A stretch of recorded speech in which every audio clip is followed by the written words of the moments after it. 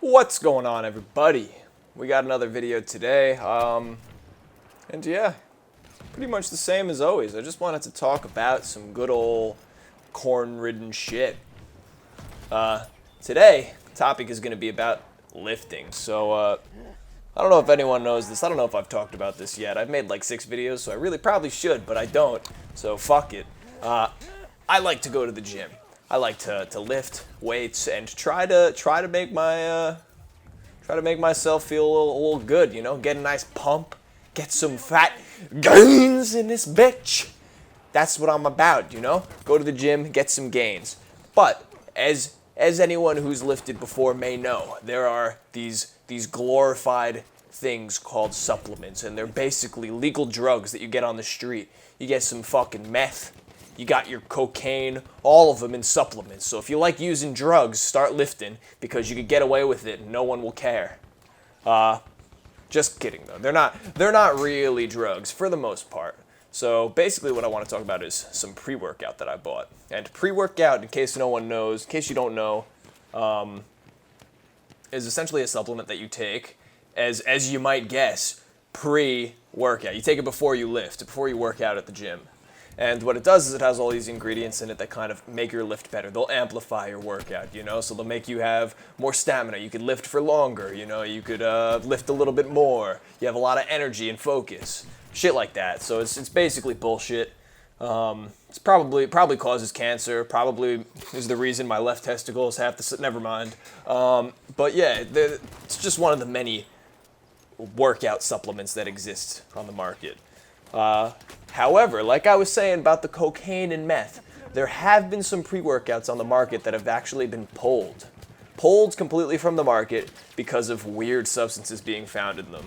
So one such pre-workout was called Craze, and it was made by a company called Driven Sports, and this pre-workout was insanity. You would take it, and your skin would fucking tingle. Actually, your skin tingles with pretty much all pre-workouts.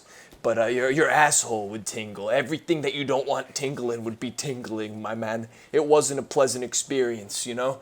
But then you start lifting and holy shit, you were the weights. You'd be like, oh my fucking god, I'm literally Zeus right now, god of thunder. I could lift the entire rack of weights, no problem. I could do it with my ass cheeks. My ass cheeks have muscles. My ass cheeks have ass cheeks that have ass cheeks with muscles. It was just, it's insanity, this stuff. And then, you know, lo and behold, it got pulled from the market one day, and people were like, oh, what happened to my good old Driven Sports Craze pre-workout that made me lift 30% more than I normally do? Well, go fucking figure. Some company did a little bit of research into the substances inside of the pre-workout, and they found that it actually had a compound that pretty much mimicked methamphetamine, just with a few extra like atoms or a few extra atoms of a certain element in there to kind of disguise it so it wouldn't show up on a drug test. But yeah, it basically had a meth-like substance in the pre-workout, and that's what made it so powerful. So fast forward a few more years, because I think that happened in like 2014-ish. I didn't start lifting till like 2 years ago. But yeah, so I start lifting, and I'm taking some pre-workout, none of the sketchy shit, until finally I'm in the pits, man. I hit a rut. I'm poor. I need some pre-workout. I need my fix I need my daily fix of pre-workout. I'm craving this shit. I want to snort a line before I go to the gym for that extra amped up power and energy. But couldn't afford it. So what do? I go to my local gym and I look for the cheapest shit they have, and I find a gold mine. ESP pre-workout. And this shit came in a nice white bottle, not too much details on there. Has some weird ass ingredients. Let me read one of these ingredients off to you. Okay, so let's see what we got here. We got beta-alanine. Beta-alanine is it delays lactic acid from building up in your muscles. It lets you work out longer, get more reps in before you get tired. And then the next ingredient is 1,3,7-trimethylpurine 2,6-dione. 3,7-dimethyl-1H-purine 2,6-dione. That's the next ingredient. Like, what the fuck is that, my man? It sounds like something you fucking use to euthanize elephants. I'm not trying to drink that, but I was drinking it. because it was cheap-ass pre-workout. $30 and I got like 60 servings of crack in my body, you know? Good stuff. And when I started taking it, holy shit, was I a monster. As I said, you know, I felt like a fucking god. I was benching like everything that I couldn't bench before. I could have benched 2 sumo wrestlers on each side of the barbell, you know, just shove it up their anals, put them on that bitch, rack them up, and pump out the reps. I felt empowered.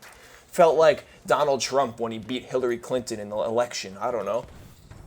So, moral of the story here is don't take pre-workout. Now, why? It's because a few weeks in to taking this new sketchy pre-workout that I hadn't really done any research on because there really was nothing out there on the internet about it, I noticed some interesting sensation. And that sensation was I would go to the bathroom before the gym. This is common practice, by the way. If you go to the gym, before you go to the gym, you take a fat, poopy shit. You got to get all the shit out of your body so you're completely empty. You got to be your lightest possible to lift the heaviest possible. That's just how it works.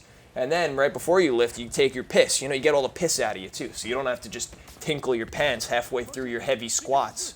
You know, you don't want that. So you pee before you lift. And what I noticed was after a week of taking this new ESP pre-workout was, I walk into the bathroom and there's a man peeing in the middle urinal like a fucking dickhead. Because that's rule number 1 of man code. You don't pee in the middle urinal if they're all open, because that forces someone to pee next to you. What do you want someone to pee next to you? You want someone peeing 3 inches from your tip that's squirting liquids right now? No! So why the fuck would you take the middle urinal? I don't know, I'm just ranting at this point, but some guy took the middle urinal, so I go to the right urinal, because I'm a righty, so obviously I go to the right urinal, duh. And I start peeing, and before my pee comes out, what happens? I blow chunks out my fucking tip. I was blowing cum out of my wiener before my lift, and I was like, what is this? It didn't feel good, it wasn't pleasant, it just felt like there was chunks of pee coming out of me, and I looked down, and sure enough, it was cum. I was pumping semen before my lift. And I was like, whoa, this is surely a first, you know? And I asked the guy next to me who was taking a tinkle. He was shaking at that point. He was almost done. I was like, hey, have you ever peed cum? And he said, only after I started taking ESP pre-workout. No, just kidding. I didn't talk to the guy about me peeing cum. But I was peeing chunks, and I was a little off guard, caught off guard by that. So, I kept taking the ESP for another week, and surely enough, for, a few, maybe like 4 or 5 days out of the next 6, I peed a little bit of cum when I peed, so I had to stop taking ESP pre-workout, because clearly that shit fucks you up. And basically what I learned from this experience is that ESP pre-workout, it doesn't give you wall hacks at the gym. It doesn't give you hacks. Well, it kind of gives you hacks. It gives you them extra strength gains, but that's about it. In the end, I learned that ESP stands for extra sensitive penis, because that's the only thing it gave me. Was an extra sensitive wiener that blew cum chunks before every lift. So don't take ESP, don't take pre-workout unless you want to have a heart attack when you're 50 years old. If you want to have a heart attack at 50, then keep taking pre-workout, but I'm sure it's not good for you. A lot of them have sketchy-ass ingredients in there that, make your lift better at the cost of cumming your pants on a daily basis. So, take away from this what you will. That's all I got for you today. Peace out. How the fuck do I end this recording? Oh, there we go.